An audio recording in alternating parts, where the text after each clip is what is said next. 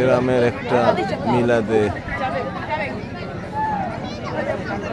এই বাবা আর একটু সামনে যাইতে হবে তো, নাহলে এখানে তো হবে না। তোমরা এইভাবে বসো, এইভাবে ঘুরে বসো, এইভাবে 2 লাইন দেওয়া হইতে হবে তো। ও আচ্ছা, বসো বসো বসো।